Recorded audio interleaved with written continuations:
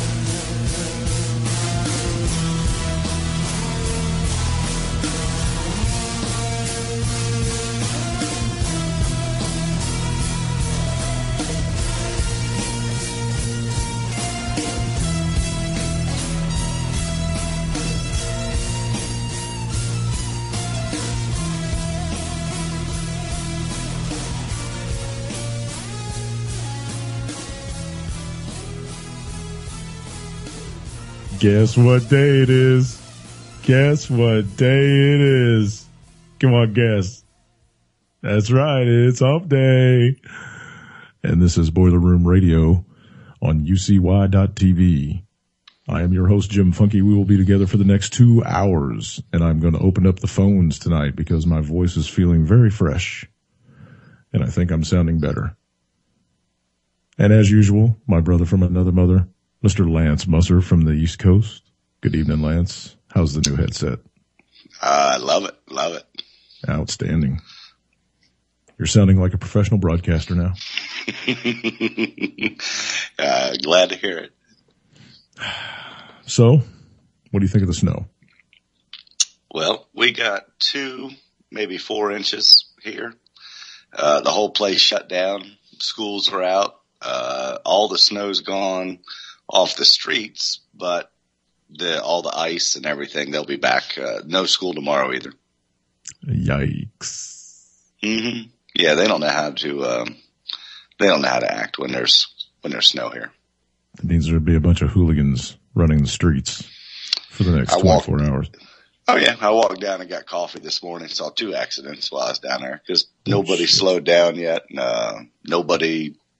They just drive like it's normal roads. That's just, yeah. You know, I got to tell you, being a former over the road driver, owner operator, whatever, I made it through a lot of different cities and got to witness a lot of different driving capabilities or lack thereof. And I got to tell you, the worst place I've ever been in my life is Atlanta, Georgia. They are the stupidest people on the face of the planet when they get behind the wheel of a car. One drop of rain hits their windshield and they smash the brakes. They'll go from 75 miles an hour running down the interstate to 40 in 100 feet. I'm sure there's a lot of people on the call that'll say the worst drivers are where they live too. Well, yeah, I'm just telling you, I've been all over God's creation. At least this section of it, and wow, Atlanta, wow. Hotlanta. I lived there for a little bit. Yeah. I mean, I've run into stupid drivers everywhere. Chicago's pretty bad, too. Indianapolis is pretty thick, stupid. St. Louis is thick, stupid. I mean, you know, it's just, I guess it's when you get around, and I said this before, I think on the air, yeah, if you get around big cities, you tend to get dumber. No offense to anybody listening, but you know, just as a collective. There needs to be a sign every mile that says if you're not passing, get in the right lane. Yeah, or pay attention. Just, you know, just a little, you know, every 5 or 6 miles, pay attention. Hey, pay attention. Hey, pay attention. Mile marker 206. Hey, pay attention. Exactly. You're driving a 6,000-pound vehicle down the road. Pay attention. Mm-hmm. Idiots. Yeah, slightly. Mm-hmm. So, what's going on Wall Street? I mean, are they all snowed in up there too? No, well, I mean they are, but they're used to it more so than we are. So the stuff that I was reading today, because I didn't go into work today, so I didn't get a whole lot of, mortgage stuff done myself. Mm. But they were saying it was Groundhog Day. So same stuff that happened yesterday NASDAQ up, the other two down. The bonds, you saw them this morning, they were, 17 down? 12, the one you sent me. 12, yeah. I think it made it as high as 17 down at one point. Very interesting. So if you're, and again, I equate it to everybody, your 401k didn't do anything different than it did for the last week. Right. So it's very interesting. It's very interesting. I was reading an article on a guy at 401k because the old adage is, well, you only lose money if you pull it out. You've heard that before. So, and I mean, it's true to a point. If you're a bull. Yeah, exactly. But I was reading an article with a guy with his 401k because, in 2008, everybody lost a whole bunch of your 401k. So he said he has done it and it's up over where it was before the crash of 2008 by about 15% or 10 or 15%. So everything that he lost, everything that, he lost or anybody lost in 2008, you've made it back up. So get out. Exactly, because that's what I'm trying to get at. The same people that were said that in 06 and 07 that it was going to happen in 08, nobody listened to them. They were right. The market, you've gotten all your money back. If you didn't touch it, you've gotten everything back that you lost since 08. And you're getting ready to lose it again. You're getting ready to lose it again. So that's what I'm trying to get at is, hey, you got it back now. If you take the penalty, it's still less than what you would have lost the other way around. Get out of the market. This is your final warning. Get out of the market. This is your final warning. Yeah, and Manarino actually has a great one. That was a great one that we watched today on him. So I know we'll play that later because it was spot on today. Yeah. Yeah, it was. And he was pulling no punches today. He spoke directly to everybody and said pretty basically, I mean, not in so many words, but what I just said. Mm-hmm. Yeah, and I was like it because it was straight to the point and he didn't repeat himself. Yeah, and he was speaking layman's terms too. That's one thing I do like about Greg is that he talks in layman's terms. He doesn't speak Wall Street speak until he starts talking to the homies. But he's pretty easy to understand for everybody. So anyway, is that the wind-up of the Smoke'em's Market Minute? That is my wind-up. Just the 401k story I thought interesting. And shit, if you got it all back, get it all out. Yeah, buddy. Are you going to try to make it in the office tomorrow? Absolutely. Scrape the roads up and shit? Yep, absolutely. Right on. All right, let's jump over here and let Scott have 2 minutes. All right, great.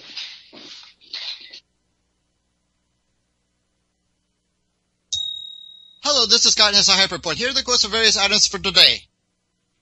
First, China's credit bubble. It appears that China's $23 trillion credit bubble is beginning to burst, and this could take the entire global economy with it. The big underlying problem is the fact that private debt and the money supply have both been growing far too rapidly in China. If there is a major default on January 31st, it could easily ripple through the Chinese financial system very quickly. Needless to say, this would affect all trading parties associated with China. Are you paying attention? Next, scrap gold. One indicator that shows the day of U.S. economic reckoning is near is the amount of U.S. gold export scrap leaving the country. For example, 449 metric tons left the country in the first 10 months of last year, and by far the majority of it went to Hong Kong. In 2012, U.S. gold scrap supply declined more than 50% to 266 metric tons compared to the previous year. So as the paper manipulation keeps the price of physical gold down for now, expect the real gold situation to get only worse until the scrap is gone. Next, silver spike shock. According to James Turk, the kettle is ready to explode because gold and silver are way too cheap at current manipulated price levels. He goes on to say that the real excitement will start when silver breaks above its all-time high of $50 per ounce. He continues to recommend the accumulation of physical gold and silver because they are money that are safe due to it being outside the banking system without any counterparty risk.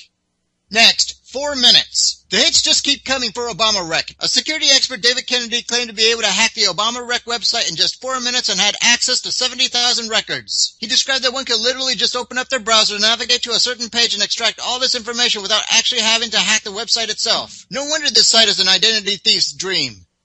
Next, likely events after economic crash. Here are 3 of the 6 listed. 1. Both foreign and domestic travel restrictions. 2. Squatters taking possession of property. 3. Spontaneous and government-created riots to bring about martial law.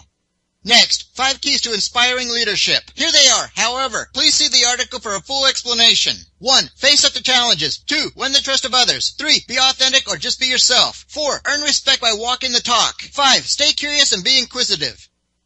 Finally, please prepare now for the escalating economic and social unrest. Good day. Saw a little blurb the other day, going back a couple of seconds there in Scott's report. Says there's enough abandoned structures in this country to give every homeless person in this country 6 houses. Food for thought.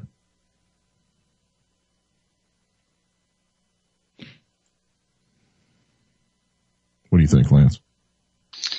I mean, 6 houses. I mean, you know, maintaining them, paying the electricity and everything else on them is a lot different story. I'm just saying, you know, there's all these homeless people on the streets, man. Yep.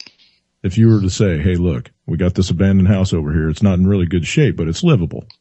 Mm-hmm. You know, we'll give you 3 months worth of power and utilities, fix her up a little bit, get your ass cleaned up, go get a job, and it's yours. There's plenty of places. Right. Yeah, what's the problem with that? What's the problem with that? You'd have plenty of people going, hey, I had to work my whole life for my house. Yeah, whatever. Bitch. You know, that's what you're going to run into, though. I can just tell you. I know. I'm just saying.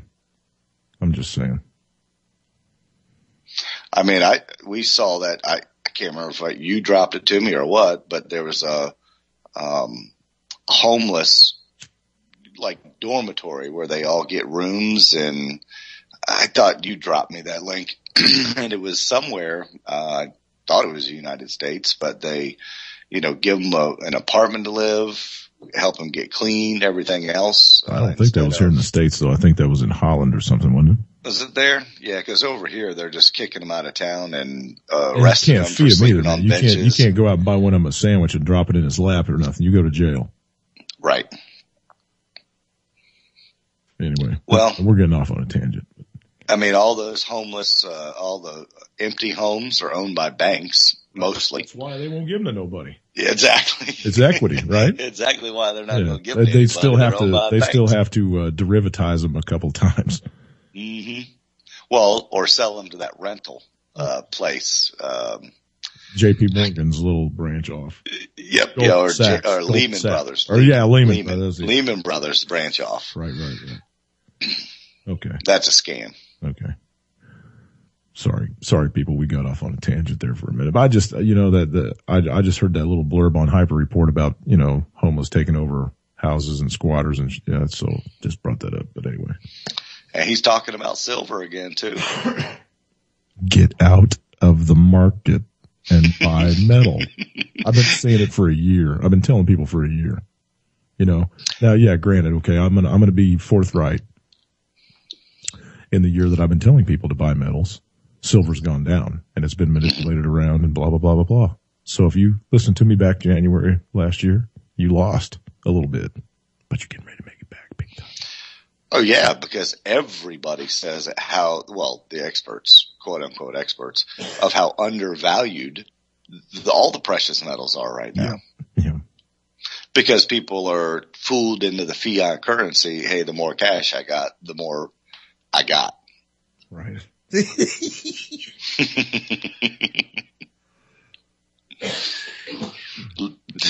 more cash you got, the more you'll be holding the bag. You'll be able to wipe your ass with it one of these days. Start a fire. Yeah. Be third world currency one day. It already is. Here's Greg. All right.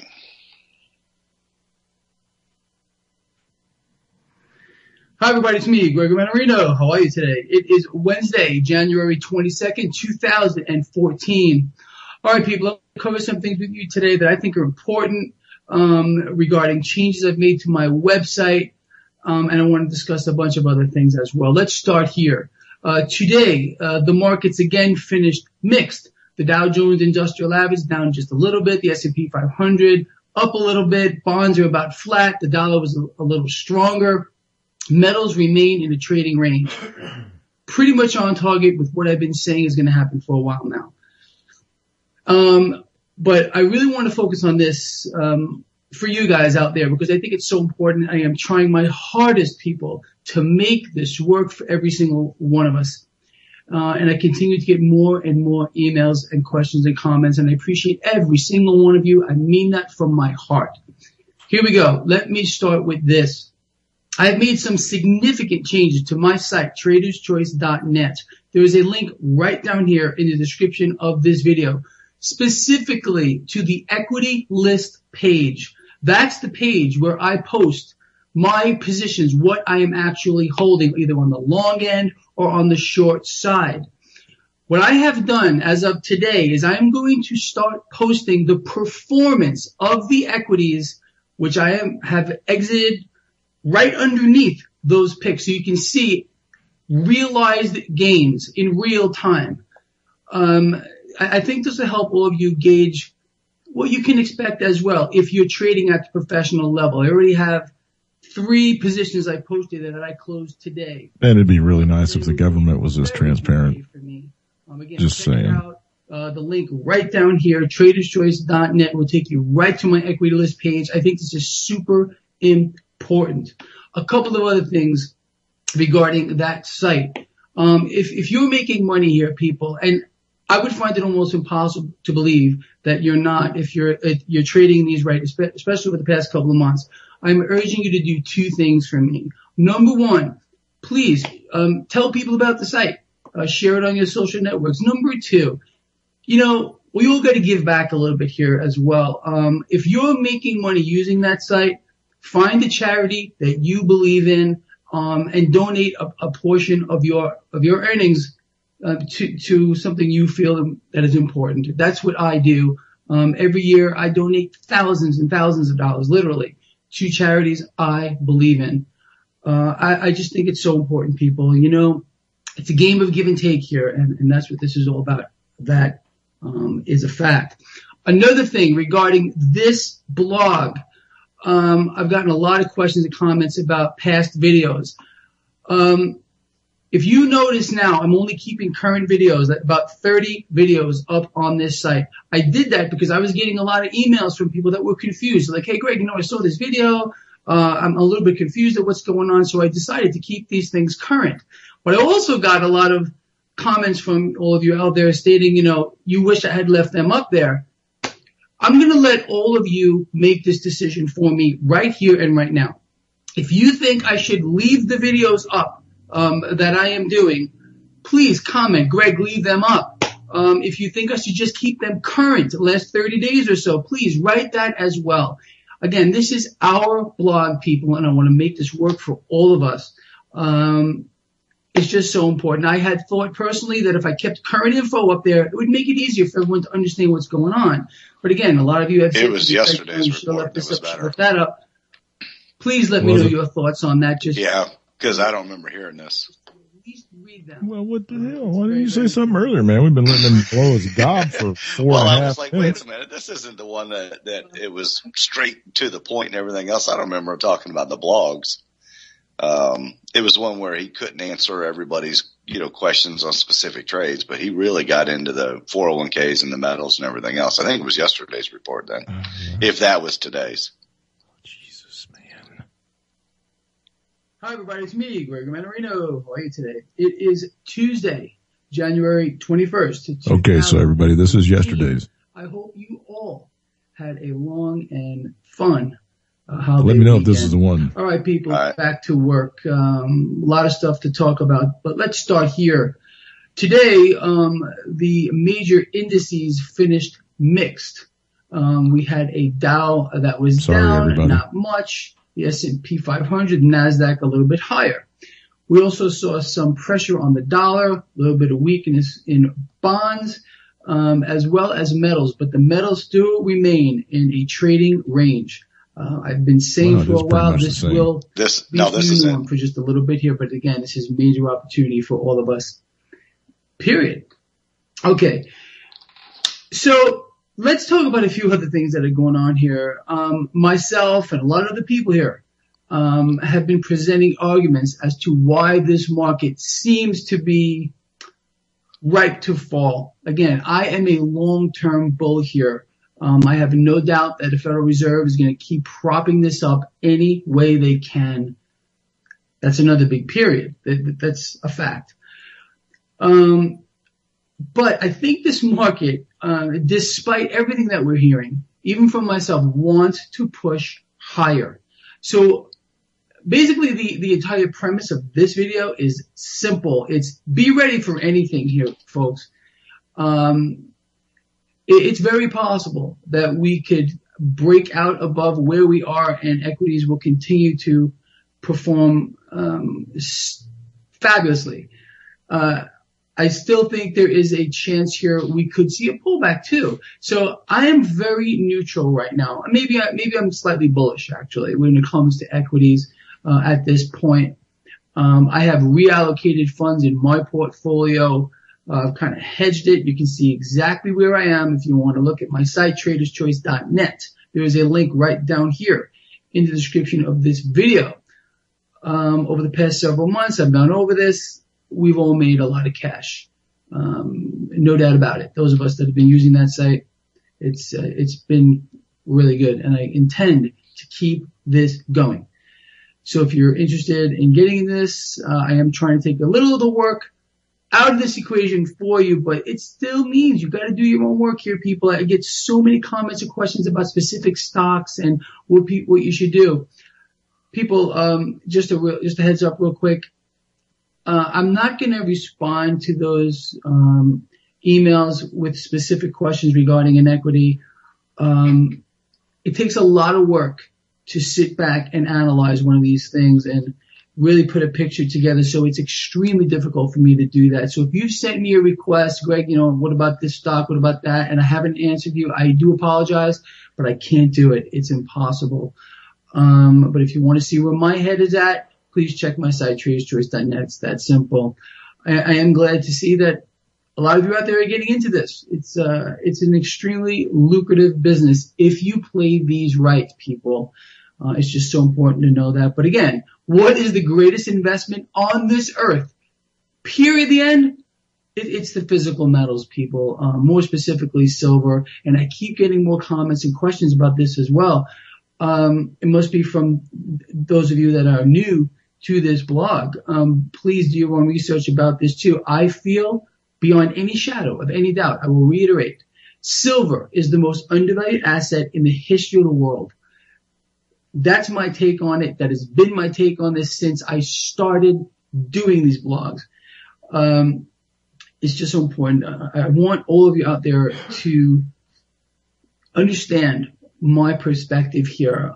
In the long run, people, the system is going to melt down beyond the point where people have a real conception of it. It's going to cause issues on a global scale that are going to be hard to deal with. I've gone over this. We have an issue of debt. It's the biggest bubble the world has ever seen. Are you listening? It is also the greatest threat to humankind. Why is that? If you're new to this blog, very, very simple. As the debt has risen, so has the world population. They've risen in tandem. When the debt bubble bursts, you're going to get a correction in the population. They're going to fall. It's a fact. It all comes down to resources, people. Tens of millions, if not hundreds of millions of people are going to die when this happens. It's a crisis of currency that we're marching right into, a failure in the system. The system has already failed. I've been over this. The crash of 2008, that was the party over moment. This is nothing but a terminal side effect that we're in. Listening, and the Fed is going to pump and pump and pump and try to stimulate and overstimulate in collusion with our policymakers who are going to try to keep blowing sunshine up the rear ends of everyone to try to make people believe there's some type of recovery, which there is none. Zero. And again, this plays into this whole thing with the market here. Again, expect anything at this point. They're going to keep on hyperinflating this market, people, through the mechanism of suppressed interest rates, money printing, asset purchases. Nothing is real. Fundamentals, you can throw them out the window.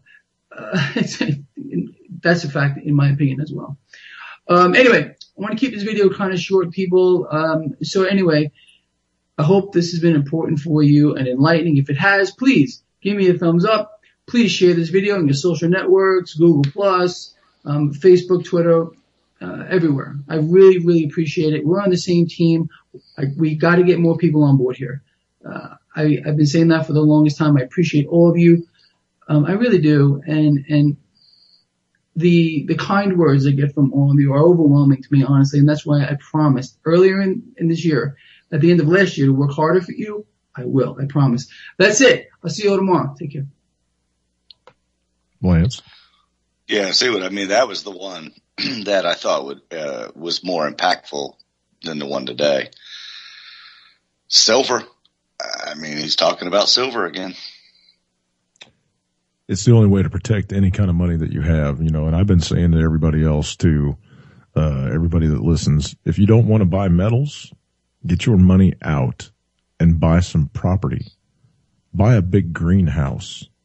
Buy some heirloom seeds.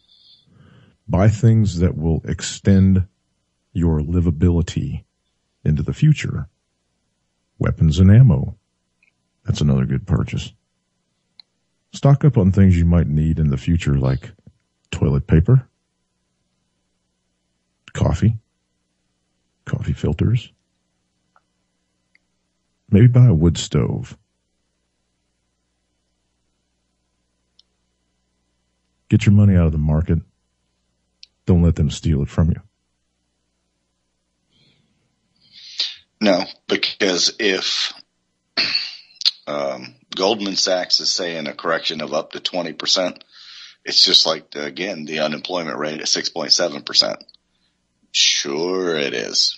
Yeah. So it'd probably be a little bit more than that. I think there was some people that, I'm not sure exactly where, so I'm not going to say. It's at a college somewhere, though.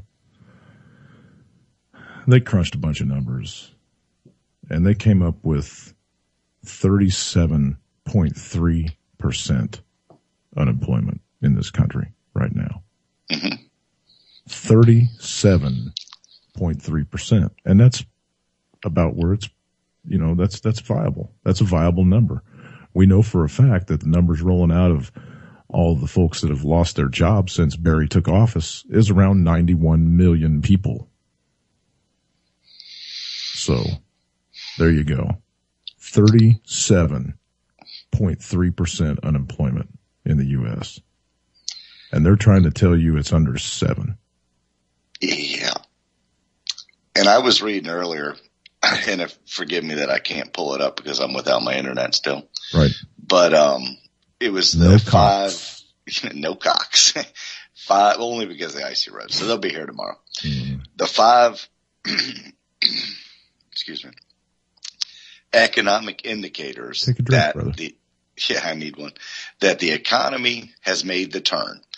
And I don't remember all of them, but hold on, this is where it gets good. And this is Bloomberg or whatever it was. And 2 of them I remember.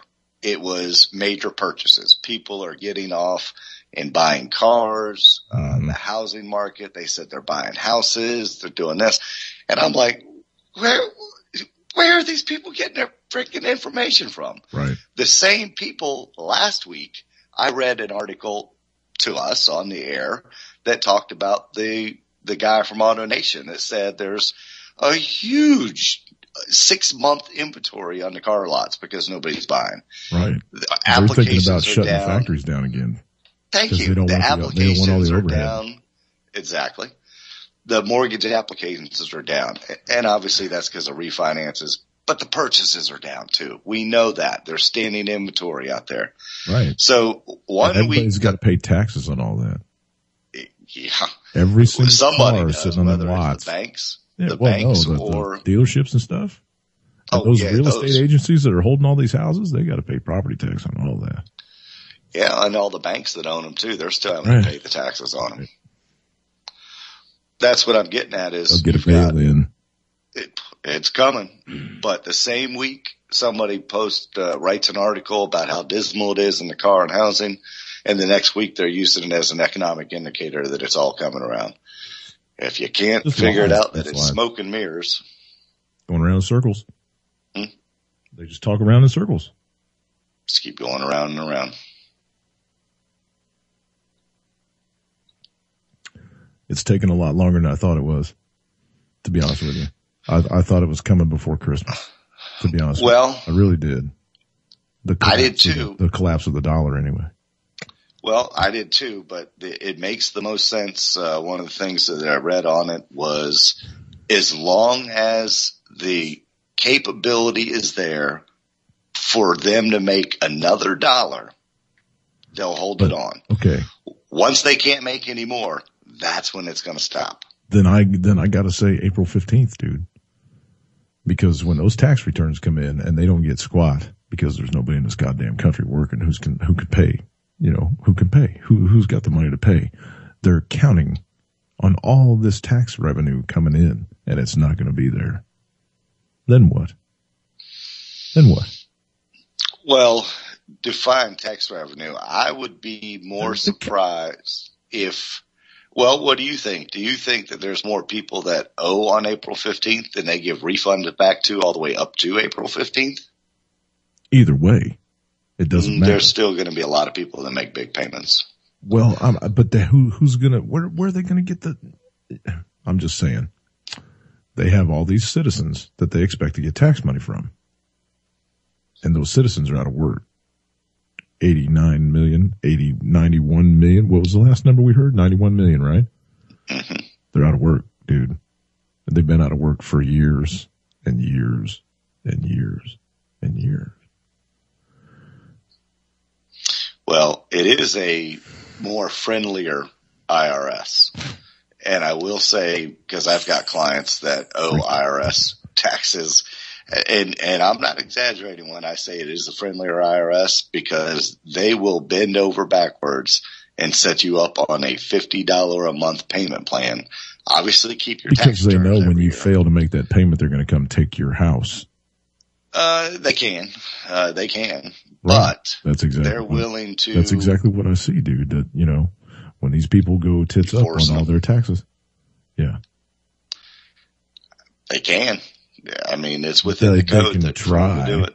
They can try. It's going to get ugly, brother. It's going to get so ugly. And see, that's the thing. What good is a empty house to a bank? It just doesn't make any sense. I know. That's exactly what I'm saying. There's nobody in there taking care of it, watching it, painting the walls and cleaning the windows and shit and making sure the plumbing still works. And you know what I mean? It's just sitting there vacant, ready to be vandalized, ready for some jackass to come steal all the copper wiring out of it and all the plumbing, well, it's PVC now, but you know what I mean? They'll take the goddamn condenser sitting outside because it's got a bunch of copper in it.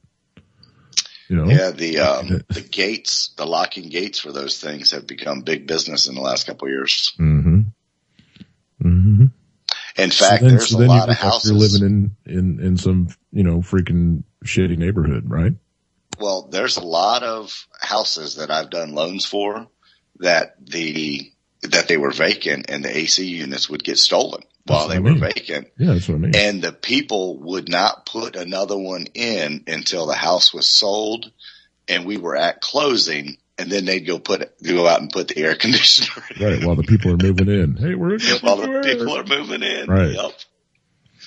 The number of times I see it happen is baffling. This country's disgusting, dude. It sickens me. It really does. It really does. Well, no, I gotta say this country sickens me. And here's one of the reasons why. I'm going to jump over here. We were talking about the snow and the kids being off of school and stuff. Mm-hmm. Wow, dude, this is just... I'm going to read this story real quick.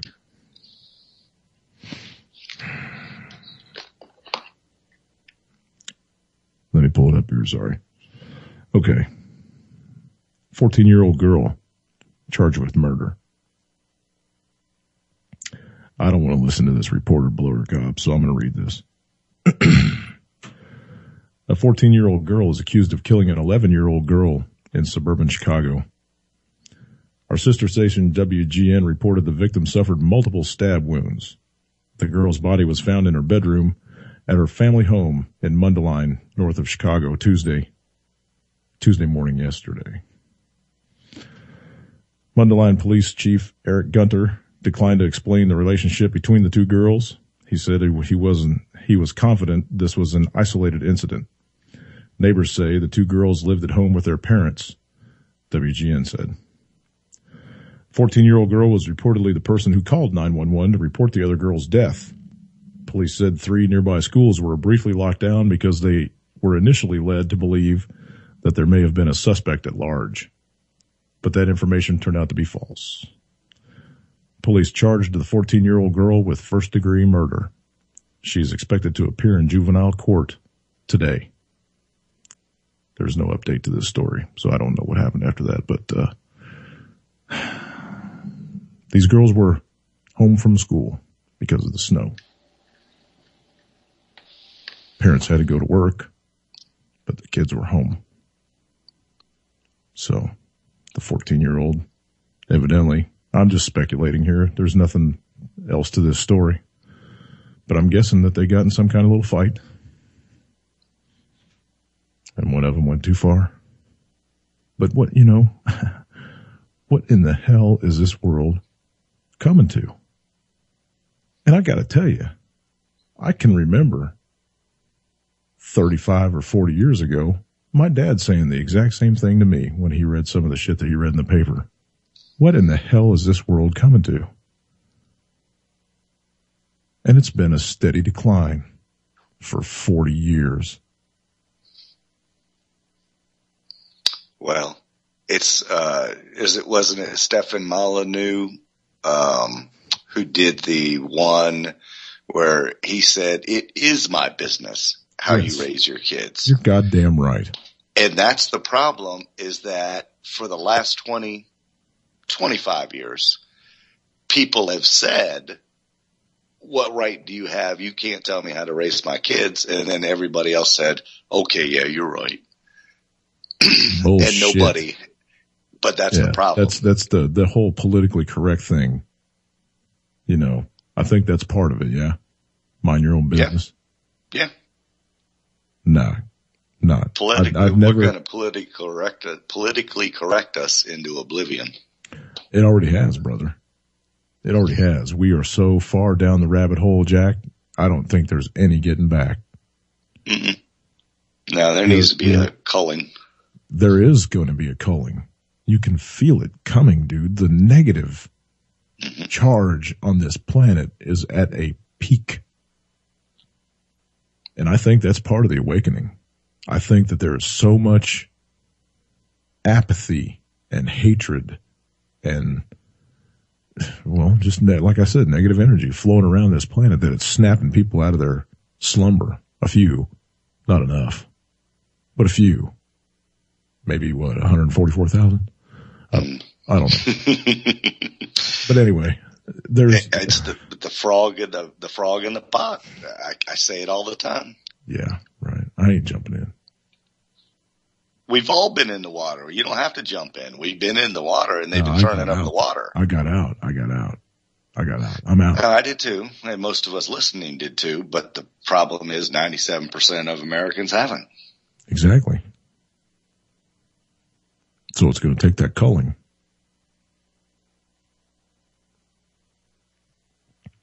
That's what I see coming, though. That's what I see coming. I'm telling you what, people, you better get your shit together. I've been screaming this for a year, and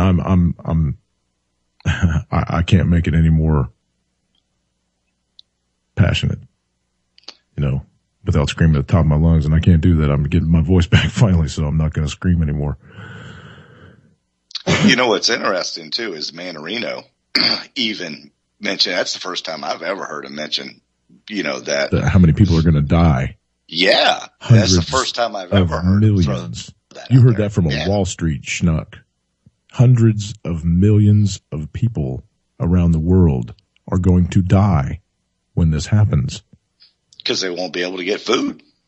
That's what he's saying. They won't be able to buy food. They won't be able to produce food. They won't be able to ship food. Right. They won't be able to buy fuel. They won't be able to heat their homes. They won't be able to survive because they don't have the wherewithal. They don't have the skill set to walk out in the woods and kill their own dinner and skin it and cook it. They don't know. They don't know.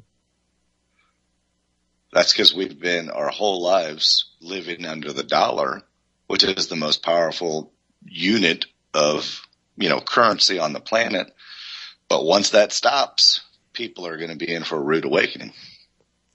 I saw a post on Facebook, and it's been months ago. It was an actual letter to the editor, something that was printed in a paper. And it was meant to be funny. And it was funny. When you got done reading it, you kind of got a little chuckle out of it. But it made me realize just how stupid some people are on this planet. It was a woman writing into NRA magazine or something. And she was scolding hunters for hunting. She said, "You hunters are vicious animals going out and killing things. Why don't you go to the store and buy meat where they don't have to kill anything to get it?" I was, I chuckled like you just chuckled. I chuckled. This was an actual article written by an actual human that votes. You get where I'm going with that? I mean, this chick might actually have even bred and had children. It scares the shit out of me, brother. It's like the lady that called into the radio station and said, "Why do they put the deer crossing sign so close to the highway?" Exactly. Yeah. And I think that was a real one. I mean, it could have been a joke, but that was good to be a joke too. No, I don't know, man. If it is, I think there are that, but there I believe that there really are that kind of stupid people in America.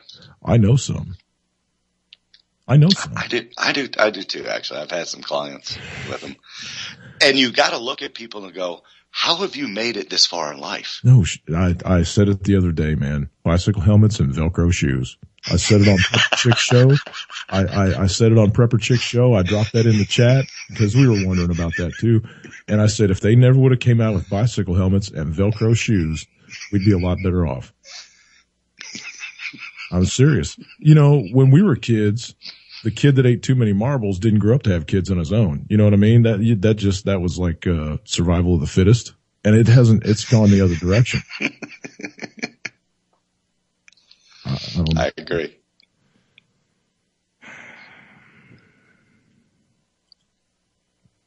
It's an interesting to sit back and be a fly on the wall and watch what's going on in America. And if you're not awake, you're not a fly on the wall. I mean, we're all flies on the wall. Everybody listening to the station is a fly on the wall right now, just watching it spiral out of control. Yeah, absolutely. Absolutely. But there's so many semi-awake people out there. They think they're awake, but they're not really.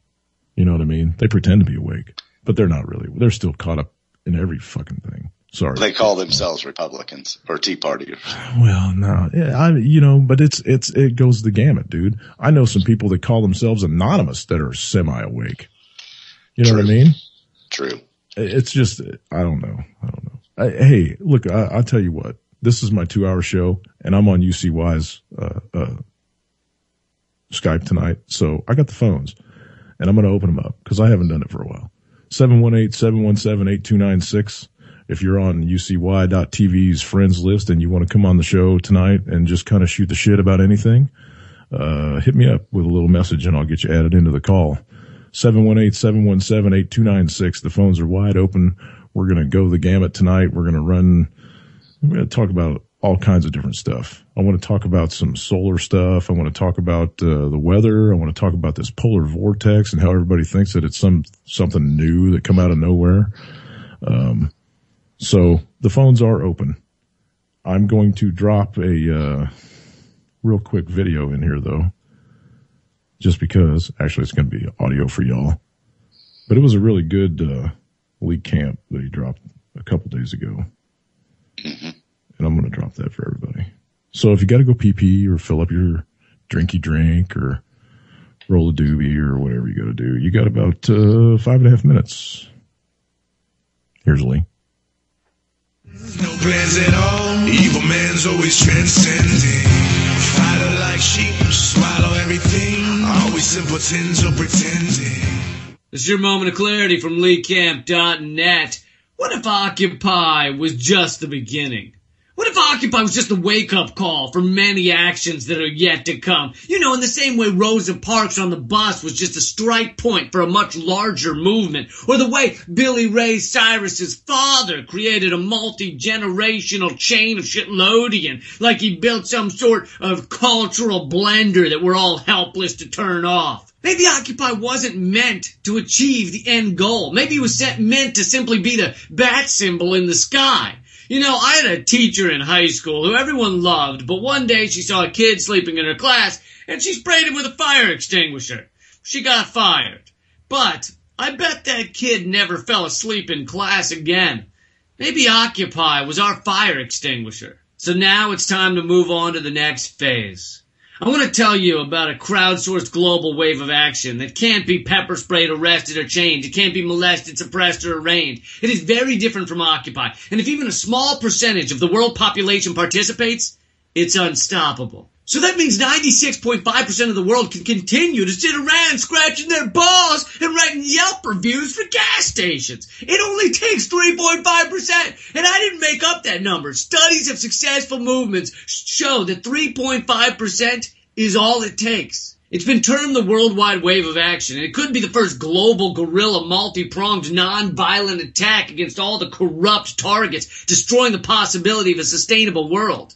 Well, the second if you count the Harlem Shake.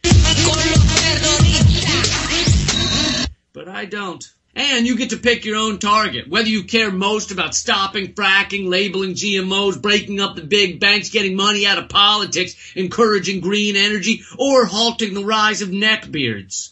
The worldwide wave of action starts on April 4th and goes until July 4th, and the planning is going on right now. What type of nonviolent action does it consist of? I'm glad you asked. Number 1, mass gatherings, flash mobs. This could range from a protest march to... Number 2, worker strikes, hunger strikes, sit-ins. Remember those auto workers in Colombia sewed their mouths shut as a form of protest? You could do that, for example. I would be right there with you.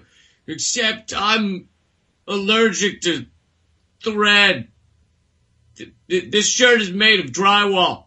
Number 3, shutting down corporate and governmental operations. Number 4, strategic defaults, debt strikes, foreclosure prevention, boycotting corrupt corporations, moving their money out of the big banks. You see, when the big banks and the corporations fear for their money, they flip the fuck out. They go crazier than Charlie Sheen on a bender with a proton pack crossing the streams. Crazier than a drunk Viking on tax day, finding out raping and pillaging can't be written off as a business expense. Crazier than a Goldman Sachs employee on tax day, finding out raping and pillaging can't be written off as a business expense. Number 5, using alternative currencies and economic systems. This could be anything from bartering to wife swapping to husband swapping to hamster swapping. You seen that reality show, Hamster Swap? It's fucking nuts. 2 families trade hamsters and then hilarity and drama ensues. Or you could use a website like TradeYa.com where no money is exchanged, only your stuff. You just say, hey, I'll give you a copy of Grand Theft Auto 5 if you teach me how to do that Mr. Roboto thing. Boom. No imaginary fake wealth pieces of paper change hands. No taxes are paid because it would be weird for the IRS to be like, you owe us 10% of your Mr. Roboto dance. And then you're like, okay, I'll give you just the arm swing part. Leaking info on corruption and committing online civil disobedience. This can take a lot of forms. One of my favorites is rebranding a company, or free branding, as I've termed it, because everything needs a stupid term. Ass jiggling is called twerking, a self-photo is a selfie, corporate employees are called congressmen, and vapid comedic nothingness, emptier than Tory Spelling's head on Whippets. It's called a late-night show. Free branding is taking something like Bank of America and getting everybody to associate it with something else, like highway robbery. Maybe we can all use hashtag B of A to mean bent over fucked in ass. Or something more crude. I'm off my game today. And those are just a few of the activities we should all take part in for the worldwide wave of action starting April 4th. Go to waveofaction.org to learn more. I'm going to have to come back in a future episode and give you more of the list. Will something like this make a difference? Nothing makes a difference until it does. That's been your moment of clarity from LeeCamp.net. The music here at the end is This Machine by Chris Sagan. His link is in the description. Keep fighting. Just let me know. Just let me know the fires will go out. Just let me hear. Just let me be your savior. Man, I love Lee Camp. Yep. But you got to take their money. Yeah. Well, I've seen videos where a guy lived for a year with no cash. All he did was barter and work, and when he went, like clean dishes at a restaurant, he'd say, "I don't want no money, just give me a meal. I'll clean dishes for 30 minutes. You give me a meal." Okay, cool. He swapped for a bike. He swapped for a tent to live in. He lived for a whole year with no cash. That would be cool as hell. Hopefully I'm getting there. Man. That would be cool as hell. The only thing I'll have to pay cash for is taxes, property taxes. I could sell Bitcoin. I could sell some wood. I could just barter wood for that. I could go down to the tax office and say, "You guys got fireplaces? Yeah, you want some wood? All right, there you go." Sell your Bitcoin. You can pay for it in Bitcoin. Shit, I got a Bitcoin. 718-717-8296. The phones are wide open if anybody wants to call in and add in. Where you at, SLC Mike? You call everybody. You better call my goddamn show. You call everybody. Wendy, you want to join in? I see you out there too. Who else wants to come on? Who else has got balls? 718-717-8296. Let's bring up some talkative topics. Stuff we can ramble on about. We still got an hour to fill here on Boiler Room Radio, UCY.TV. Don't maybe pull out some more clips, man. Don't maybe and whatever's boiling you. Yeah, don't maybe bring out the iTunes. Don't maybe break out the iTunes. That'll make Jules mad. I'll start playing copyrighted shit and get us all in trouble. 718-717-8296. That's the last time I'm saying the phone number this hour. What do you want to talk about, Lance? You got anything hot on you? There's just so much. How about that West Virginia water shit? Didn't they make it out to Ohio now or something like that? Oh, yeah, they're expecting it to go all the way to the Gulf. Mm. It's going to make everybody's water taste like, what'd they say it was? Licorice? Smell like licorice? Something like that? Mm-hmm. And after the state declared the water safe, the admissions to the hospital doubled because everybody started drinking it again and coming down with different kinds of symptoms. I'm guaranteeing. I can't wait. Go ahead. I can't wait to see the follow-up story on the company that filed bankruptcy. Oh, West Virginia Water. Without paying any of the cleanup cost. Yeah. West Virginia Water told them to, I think. Said, file bankruptcy, man. You guys are going to go out. It's the coal cleaning plant or whatever. I don't know. I think they're independent. They're not part of the mine, right? They just do the washing before that goes to market or whatever. Mm-hmm. Really convenient. And they said straight up that they were filing bankruptcy because of the plethora of lawsuits. There's over 24 against them right now. And they know that they will not be able to stay in business. Now, isn't that like admitting guilt? Because if you had any inclination that you were innocent of any kind of wrongdoing and it was just some kind of freak of nature, there was some tremor in the ground that cracked the wall and you didn't know about it, blah, blah, blah, blah, blah, wouldn't you stand and fight? I would, especially if it was a multi-million-dollar company I was getting ready to throw in the shitter.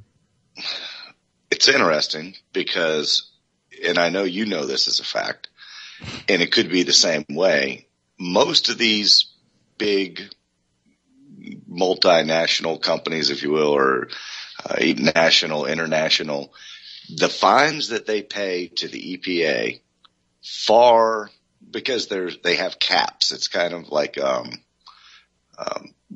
malpractice suit, if you will, and then having a maximum lawsuit amount that you can do it. And nobody went for that. These people are being fined by the EPA every day for wells leaking, for other stuff leaking in the rivers. And they can only fine them like $2,000 a day. But if they're making $1 million a day, what is $22,000 a day in fines? So it's just the same thing with this company. They're probably just paying the fines and still allowing, questionable practices, if you will. You got this huge crack in your retaining wall, fellas. You got to fix it. And it's going it's right next to the water for everybody. There was a guy that worked at the coal mine that said they've been dumping that shit in the river for years, man. What are you guys bitching about now? So that's what I'm saying. There isn't anything new about any disaster, natural disaster, and it's not even natural, man-made disaster. These things have been festering for so damn long that they've been paying fines on it this time. Right. Instead of like a 1,700 gallons a day, you got the 7,000 gallon shot. So everybody was like, "Oh, it smells now." Sorry, a little overdose of cancer. Whoops. They're in bed with each other. I mean, if this doesn't, the EP, it's all about the money. The EPA is collecting money. So as long as they're able to fine people, it's kind of like big pharma and big agri. If you have healthy people, there's no profit in it. If you can't find people, there's no profit in it. I mean, what's the EPA for if it's not to find people? Right. Because they're surely not helping us. Yeah, they're not giving you the cure to cancer because cancer is worth $160 billion a year. That's why you're not getting the cure. So it's right along those lines. But hey, here's one more thing with the West Virginia deal, really quickly. I want to know who the genius was that decided to put a water inlet for a town's water supply downstream from a coal mine. Who was that genius? Who was that genius? Just saying. Go ahead. But there were some lobbyists involved. I'm just saying. Go ahead. Continue your thought because I kind of interrupted you. No. I mean, I bet there were some lobbyists involved on that one and that decision. Well, come on, Phil. I mean, please, really? How long has that mine been there? How long has the water company been there? It's not like you couldn't look across the river because you can see the freaking end of the mine from where they were doing all the cleanup shit. Mm-hmm. You know what I mean? It was right. It's a couple 500 yards maybe. Stupids. Just thick stupids. Mm-hmm. Anyway, moving on. What do you got? What do I have? Yeah. The West Virginia story was mine. What do you got? I don't have internet. I can't pull up a story. I've been without internet, 3 days? Oh, that's gotta suck. I don't have cable, so that hasn't bothered me because I don't watch cable anyway. But not being able to, read up on the stories and stuff has been kind of frustrating, yes. Yeah, that's true. I've been passing you stuff a little bit here and a little bit there, but you can't see none of the videos because you're not on Wi-Fi connection. I'm amazed at how many of them do require that too. It's amazing. Yeah. What about all the crap in Ukraine? You've been keeping up with that? Olga been saying anything to you about that? No. I did see the one where they were trying to remove the visas away from anybody involved in protesting. Yeah. That's the long reach right there. That gives them the ability to say anything about anybody, really. I don't understand how they can do that and how they could prove. It was supposed to be like any consulate members or whatever that were involved in the protests, blah, blah, blah, blah. The U.S. was going to void their visas so they couldn't travel back to the U.S. any longer. How are they going to prove that are they going to try to catch them on video? Do they have them under surveillance? Are they following their phones? Do they track them? Does the NSA follow them? How are they going to know? How are they going to be able to prove that that they were involved with the protests. Unless they actually have them on video hurling a Molotov cocktail at a cop. Well, they'll be the ones that have black eyes and cuts and stuff everywhere on them from being beat up by the police. I saw something. Actually, I don't know if I saw it or if I heard it. I think I actually heard it today, listening to some broadcast, that they actually sent a text out to people in Kiev. I think it was in Kiev. If you were a member of a certain telecom company or whatever, and you were in a certain area of that city, they sent you a text that said you have been labeled as an associate of the protesters. Ta-da. You know, I mean, not the ta-da I added in there, but I mean, they just sent everybody a text out that said you have been labeled as a protester because you live in this certain area. And that's where the protests were happening. NSA, anybody? I mean, they're following you. They've been following us for decades. This is nothing new. All this crap that's coming out from Ed Snowden, it's nothing new. You're just finally waking up to it. I've been telling people about Echelon for decades because I knew about it back when I was in the service. And I was shocked as hell when I heard about it. You're doing what? You're recording everything that I say on the phone? The keystrokes are the one that got me.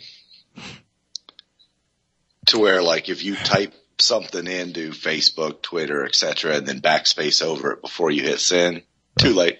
Too late. Too late. If you have a smartphone, the government can tell you where you are within 3 feet. Anywhere in this country, damn near. Unless you're way off in the Booney Mountains or in a hole somewhere where you can't get signal. Or if you're a smart dude and you put your phone inside a nice little copper mesh basket when you don't want anybody to know where you're at. But then they'll just find the last location and they'll hit that with a drone. You know. Jimmy. Yes, dear. But Jimmy, if you're not doing anything wrong, what do you have to hide? Have to hide. Right. Hey, if you don't have nothing to hide, what are you worried about? Pay your taxes and shut up.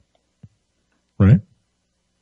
Right? That's what they prefer. They do not want enough people like us and everybody else listening to this station waking up, because that does not behoove anyone on that side. When the people fear the government, you have tyranny.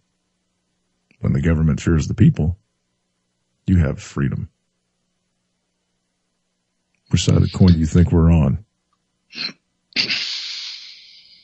Shit, we fear the government right now. That's what I mean. Everybody I meet lives in fear. And you can tell them, you can say it straight to their face. You live in fear constantly every day. No, I don't. No, I don't. You do. Yes, you do. Look at your life.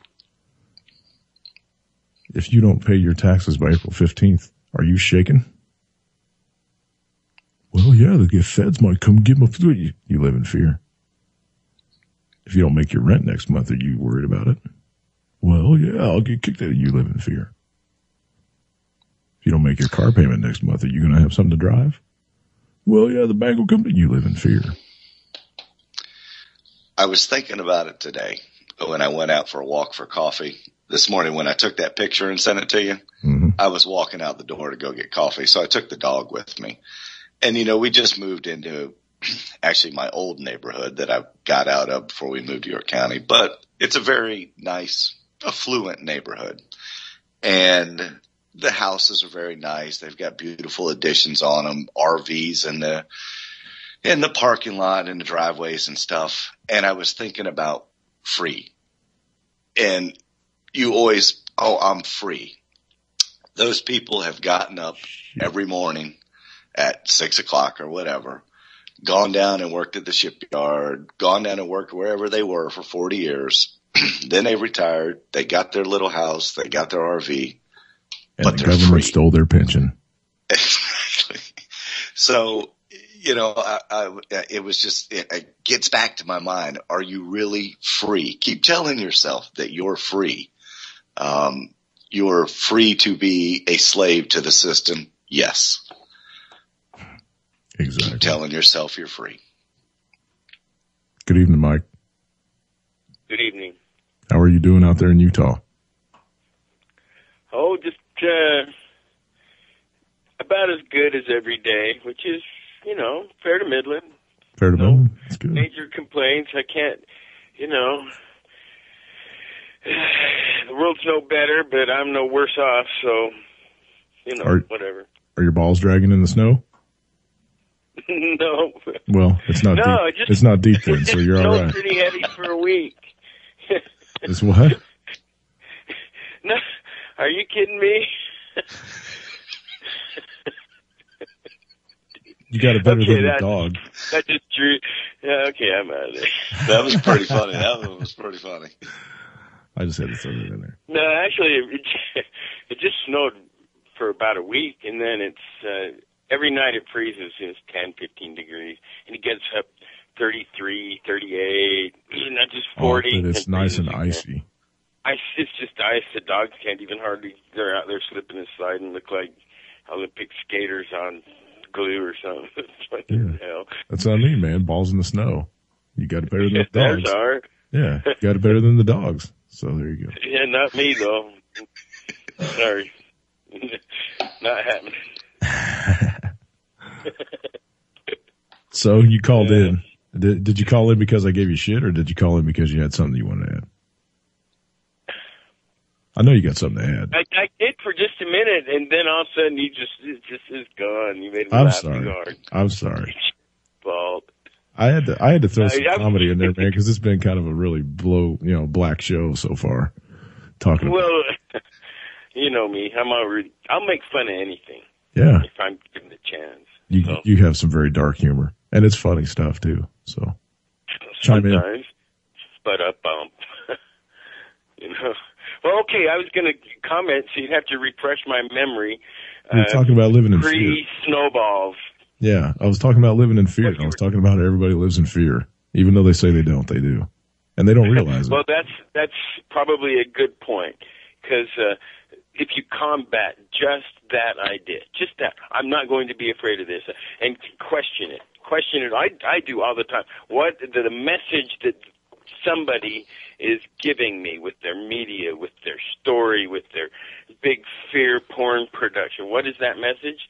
And how are they going to manipulate it? I know shit's wrong. Everybody does. You don't need to fear porn anybody to know that the economic system of the world it's built and bound to collapse. So they can set up something bigger.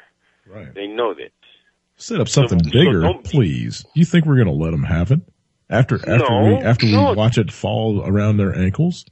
No, but they expect it to, and they're hoping to have their control system set up well enough to handle the riots like the Ukrainian protesters did. At least they have the addresses and phone numbers of everybody who had their phones at those riots. So how long would it take for a secret police force to start going out there and rounding up them dastardly protesters? It wouldn't take very long.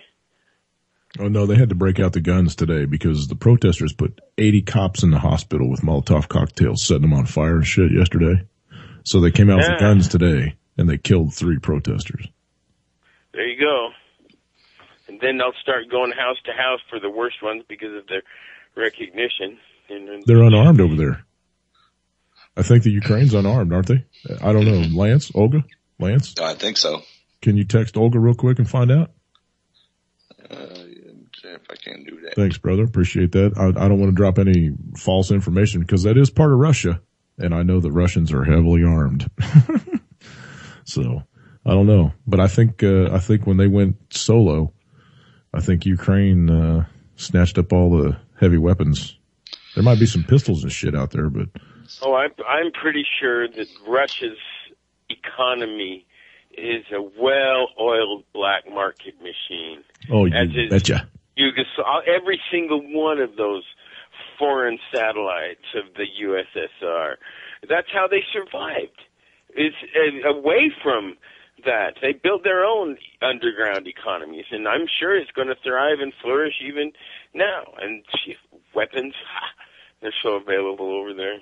Well, I think we were hearing part of that today on UCY on some of the programming. Russia's been building their military as we've been tearing ours down. Yep. Well, when you say tear it down, maybe in sheer numbers, but the capabilities of the defensive in quotes systems that we have are so phenomenal that it's not even conceivable that they'll have to use an entire wing of F-35s, and if you were to engage an aircraft carrier group, a full blown one. Oh my God! Look, I don't think know anybody wants to see that. Well, hey man, we're talking about world domination here, brother. Yeah, I know, and that's the point. Most of these things are straw fears. America spends how much more money on defense than all the other countries? I gotta tell you, dude. Okay, the majority of the budget of the United States military, the Pentagon, whatever you want to call it, the Pentagon's budget, 500 and 600 billion, whatever it is. That goes to, it goes to black. Okay. I think that's a misnomer. Well, hey, look. We all saw it from the time we went into Baghdad. Okay. When we did the whole shock and awe bullshit. Those boys over there didn't have any armor on their car, on their Humvees. They didn't have any body armor. It didn't start happening until we started bitching about how many bodies were coming back from the sand, right? So then they started making body armor and up armor and all the vehicles, and they talked about how much money it was going to cost, and holy Christ, blah, blah, blah, blah, blah. I know America doesn't really want to rely on ground troops. They like NATO troops. They want to go autonomous. Paid mercenaries. They want to go bombs and drones. Yeah. And they were talking about that. That's for where years. all that money was going. That's why I'm telling you. That's where all that money was going. Was DARPA development. We're seeing the Pet Man and all that shit coming out now. It's going to be a mechanized fucking army that we got to go up against. There's my F-bomb again. Sorry, but. Yeah. Well. But you can't let it overwhelm you. You have to keep doing the best you can do. Their fear is designed to paralyze you. All of this, what can you do? What can you do? Well, first of all, you can do what you can do. You can maybe save up a couple extra blankets. Maybe you can prepare a little bit more in the garden. Maybe you can, the little tiny budget things that you might be able to do every month. I was thinking about that, and I try very hard to build up I'm glad you brought that up, brother. I'm glad you brought that up. I got something written down here that I've been meaning to bring up for weeks. The government always tells you when you come into hard times that you got to tighten your belt, right? Everybody's heard that. Tighten your belt. Just tighten your belt up a little bit. Be all right. You'll make it through. Tying your belt does not mean buying cheap shit. A lot of people think it means buying cheap shit because they want to keep buying. You see them out there. When times get tough, people that go from, buying really nice shoes to buying kids, or, start shopping at Walmart when they never shopped at Walmart before, and they start buying cheap shit, but they keep spending the same amount of money. They just buy more shit and it's cheap, right? Or the same amount of shit. Well, that's not what tightening your belt's about, though. Tightening your belt's about not spending money. That are poor and they can't get past the habit of buying a soda every day or they gotta stop and get that latte in the morning. Yeah, Starbucks on the way in and work. so I'm faced with it here daily. I drive by this. Every time they drive by, they get a visual trigger and they get hungry, and so they go, even if it's just a Slurpee or something. And I can't imagine. I did the math, and just this household, the three people who do it, probably spend $100 a month collectively on these little $1-a-day garbage things, minimum. Oh, absolutely, man. But here, the point I'm trying to make is that, you know, everybody bitches about how much American-made stuff costs, or even quality stuff. I mean, you know, God, that's so expensive. It's so expensive. You know what? I got a Carhartt jacket in my closet that I've had for 15 years. I got a pair of boots over there. They're made by Red Wing. I bought those boots 12 years ago. And they still look good. I mean, there ain't no big scuffs in them or nothing like that. If you buy quality stuff, it might cost you to begin with, but it's going to save you in the long run, man. Because you'll own it forever. It's like a weapon, you know. Quality stuff is like, because you can hand it down. I mean, I remember my dad's Carhartts were hanging in the garage after he died. They were still, I mean, you know, they were still there. And they still worked. Go ahead. Look at your tools. Yeah. I have tools that my grandfather has passed down, pickaxes, shovels, stuff like that, where I go to the hardware store and buy a shovel that's made out of fiberglass and it breaks after a year. Yeah. But that's what tightening your belt is about. Mm-hmm. It's buying quality stuff so that you don't have to buy it every 6 months, you know. That includes all hand tools too, shovels and rakes and snow shovels and anything you can possibly imagine. Buy stuff that you can get parts. Don't buy some. I mean, I like Harbor Freight, but I call those throwaway tools.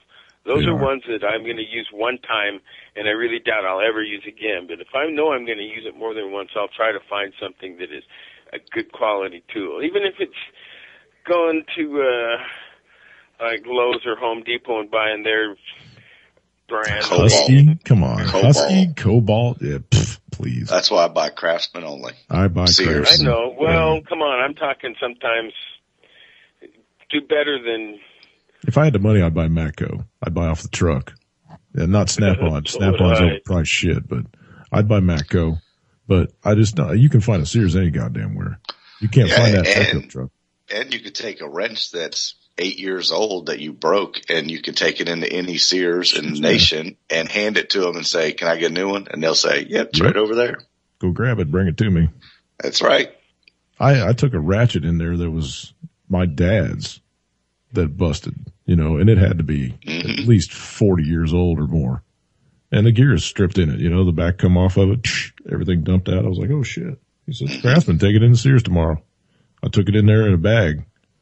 That's right. They said, go grab another one. What size is it? 3/8? Yep. Go grab another one over there. No questions. Shit. No questions asked. All they did was look at the handle and see if Craftsman's on it. Yep. Of course, you walk into a Sears right now, and it looks like a Montgomery Ward's. Oh, they look like crap now, and they're because the Grand Kmart Central thing. Yeah. Well, they bought Kmart or vice versa. So I mean, Sears is going down, but Craftsman is still. They still make good tools, man. Yeah, they're chrome vanadium steel, brother. They still come out of the same factory. They're all made exactly the same. It won't be long before they jump ship with Sears. Aren't they slimming down? Aren't they getting rid of a whole bunch of Sears stores and then going to and laying off 1,700 people on their own? They're going to lease their own stores. They're going to have Craftsman stores. Yep. That would make more money. Yep. Focus on something. They make really quality other stuff too, air compressors and I mean tool wise. I'm not talking about anything else, but tool wise, they make you know. Like I got a scanner from Sears, you know, one of them plug in and tells you what's wrong with your car. That thing's nice as hell, dude. I like it. It's quality made, man. You can drop it on the ground. It's got a rubber case around it. It's made to last. I buy stuff made to last. You know, people laugh about diamond gusset jeans. I got to tell you, I own a few pair, and they are nice jeans. They are quality made. They fit right. You know, you buy some kind of jeans, like they don't fit right in the ass and through the legs, and these things fit perfect. They're quality jeans. I'll buy more. They're $50. How much you pay for a pair of Levi's now? 30. So you pay a couple bucks more, man. I guarantee you.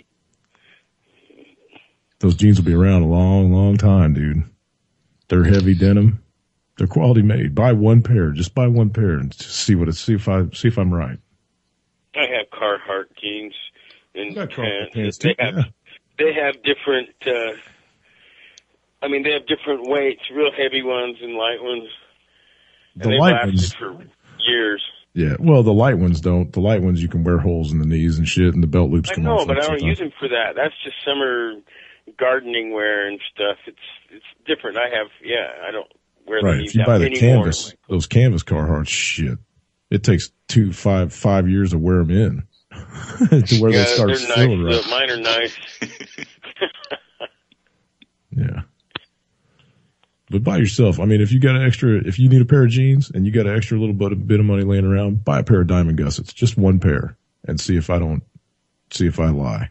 They are a quality built pair of ass wear. Hell, I've never bought anything online ever in my life. I don't know if I'll ever start. Yeah. How's that? Try going into a store and looking for the tags "Made in America." You'll be looking for a while. You got that right. I don't go to the store very much. No? You're pretty self-sufficient, aren't you, Mike? I try to be. When I do buy something, like I said, like you say, I buy something that's pretty good quality. So like I have Red Wing boots that are 25 years old. And they don't look like new by any means, but they're still perfectly functional, and the soles aren't worn out. There's some burn marks and some chunks taken out, but hey, I'm not planning on buying any new ones anytime soon. But they're comfy. Right? Yeah. They're broke in now. It took a while. I had a pair of Wellingtons, man. When I used to drive a truck, I wore Wellingtons because just slip-ons are easier. When you're driving a truck, you got to jump out of the bed every once in a while. We're ready to load you. Okay. So, and those things, man, I mean, they had scuffs in the toes. They were steel-toed, but I mean, the leather was gone on the toes. So they were, the steel was exposed, and there was big cut marks in them and shit from walking into cables or whatever. But they were the most comfortable pair of boots that I had.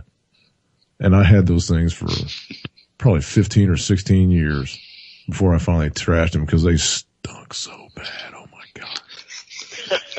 I swear to God, man, about the last 3 years that I had them, they smelled so bad when I took them off at the end of the day and got ready to jump in the bunk. They went out on the step of the truck and sat outside overnight because I wasn't having them things in the cab with me. Boy, they were smelly. That's funny. I wonder what was you can't throw a pair of leather boots in the wash. You know what I'm saying? And I didn't want to fill them with water and wash them. People say you can fill them with water, man, and wash them out. I think you could have cleaned them with dry cleaning fluid and it would have killed it temporarily.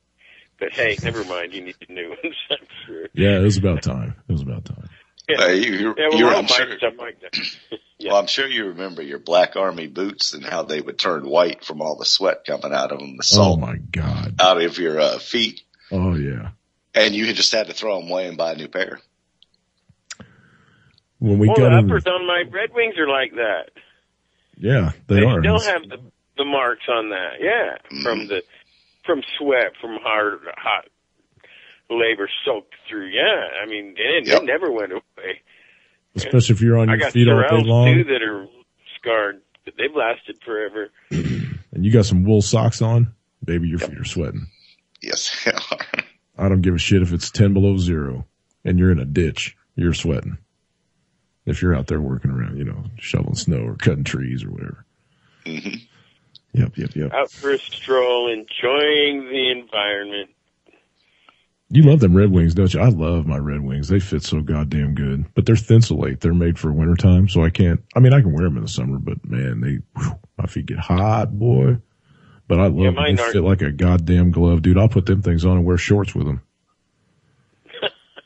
I will. I don't give a shit. Yeah, I bet you do. And you have one of them hats with beer cans on the side, too, don't you? No, I don't go that far. I don't go quite that far. Okay. But if it's summertime and I'm going to be out in the yard or whatever, using an axe, I'll put them bad boys on. Steel toe. Yep, me too. Oh, hell yeah. Yep, me too. Use an axe. Yep. Yeah. I've never tried them on with a Speedo. I mean, I've never had them wear, Shorts? Yeah, I'll do a short. I can't take that away. Stop. Man, I'm telling you what, I'm gonna have nightmares now tonight. That entered the mind too quick. My sexy ass. All right. That one goes in the optional brain surgery removal file there. All right.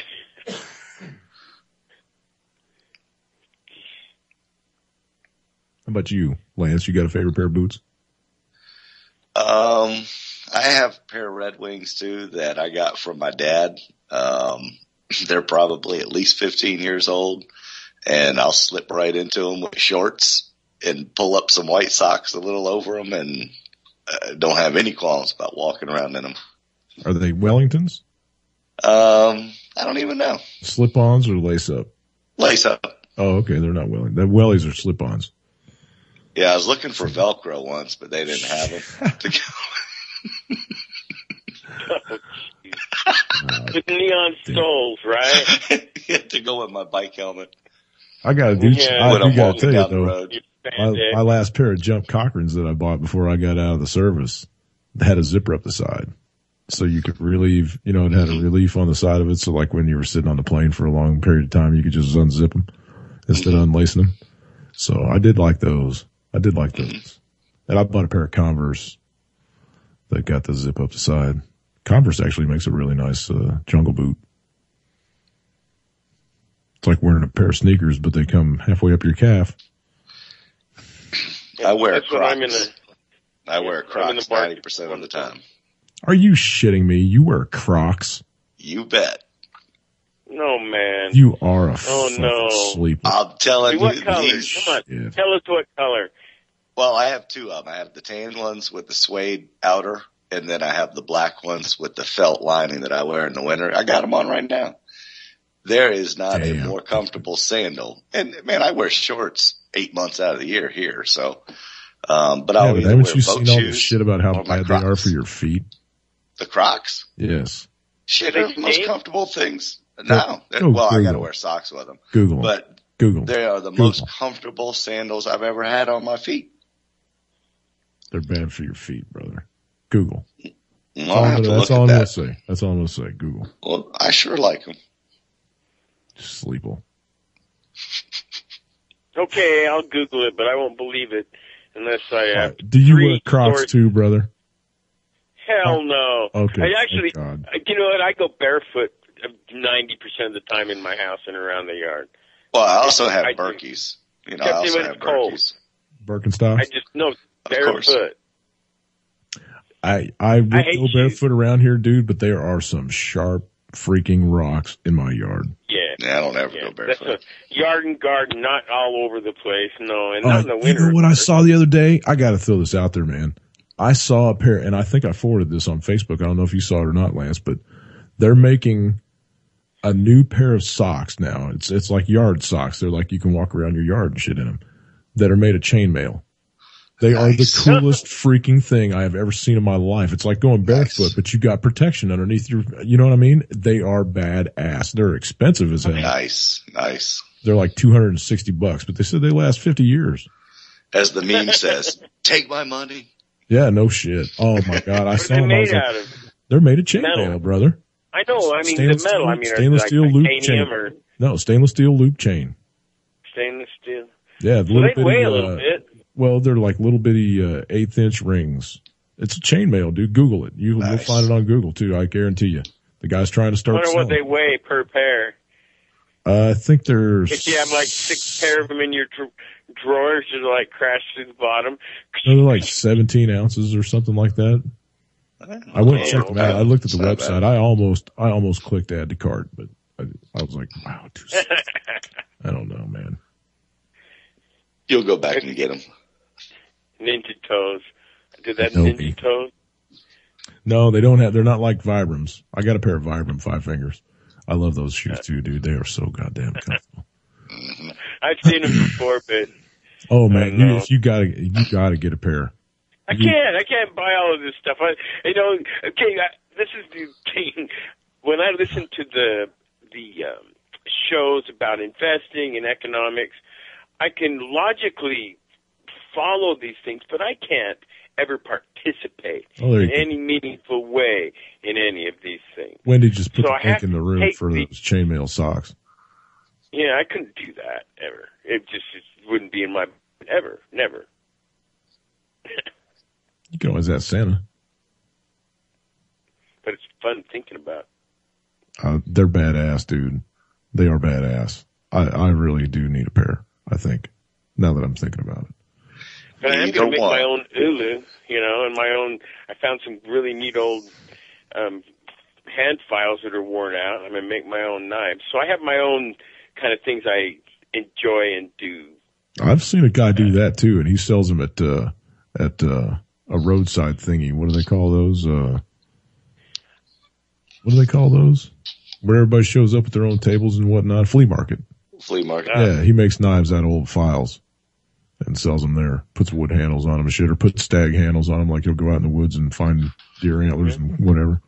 They're pretty I cool. have one good antler for it. I'm just going to do one. A lot of these things I do just for the fun of learning how to do them. And then I'm on to something else. Been that way my whole life. Yeah. When I was in the service, we made our own knives. Yeah, We did. They gave us a slug of steel and turned us loose in the machine shop and said, go make a blade. Neat. Yeah. So where else are we going to go with this conversation? We've talked about I don't know. socks, I always footwear, just go sideways, mosquitoes. never forward. What do you got? I meant to mention while you were talking about Department of Defense and everything else, when he was talking about the money. And I said it's a misnomer, and I never got to follow up on it. Why do we call it the Department of Defense when it's the Department of Offense? Have you ever thought about that? Well, actually, they changed the name back in the 60s after World War II, and when they were getting ready to go into Vietnam, they were like, yeah, we don't want to call it the War Department anymore, because that's what it used to be called, was the War Department. So some genius, probably is a big new Brzezinski guy, came up with the name, well, let's call it the Department of Defense, because that would make everybody think that we're just out there protecting ourselves. So they did it, and it stuck. I call it the military industrial complex, actually. That's a more accurate name for it. That's what it is. That's what it is. And they pull a lot of the fucking strings. It's the principle of stealing the meaning from a word. Yeah, well, yeah. Newspeak. And words have meaning. Everything has meaning. All your legal documents and shit that you sign, you better read them sons of bitches, man. Because they got meaning. But yeah, the banks decide where they want to go and what kind of gold and resources that they want to rape from the earth and take from the people, and then they send in the military, the American military. Well, this has been, it's a repeated pattern throughout history, always. There's a class of people who believe that they are chosen and better than, and I'm not using this in a religious sense at this particular time, in this argument. But there's always been, and they say there is the upper class, and they literally feed on the lower class. We are that. They do. They drink our blood. Right. They do. They drink our blood. They believe they have the right, the moral right, the divine right of kings, and so many people believe it because they've been told that we would have nothing if it wasn't for them. How did Kissinger put it? The military are just pawns in the game. Yes. To be used at our discretion. And look at the formation of so many of the countries are simply the divisions between these same royal people for centuries. It hasn't been nothing to do with the people. It has everything to do with these family feuds among these people who believe that they are descended from, the Star families or whatever. And you could call it what you'd like, the Illuminatis, the Star families, the Chosen, the whatever. They believe they have the right to do this, and they've set it up in order to, I guess, reunite, intermarry again until they set their golden, all-seeing eye capstone on top of the entire structure of the planet. Again. right? So just be aware of it and live better anyway, and try to wake everyone else up. It always comes back to that. They want you to be afraid of them, and they don't want you to see what they really are. Wow, man, that was very, very elaborate and salient. Thank you. Thank you. And it pretty much covered the whole thing. You know, that's exactly, this is all by design.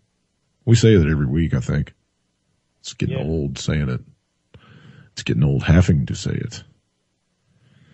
I think we're all going through this as I've been listening to a lot of the hosts and reading some of the chats, and there is this feeling of, oh my gosh, we're stretching our energies thin and there's so little reward.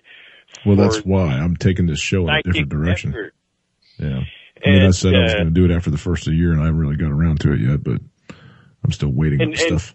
In the meantime, this is a brand new spring. This is the time of growth, and this is when we have to begin planning for the entire year in the future. Exactly. And what I'm doing is, hey, I went through my seeds and went and checked my oyster mushrooms, which are looking really good, by the way. It's cool, and they're looking nice. Yummy.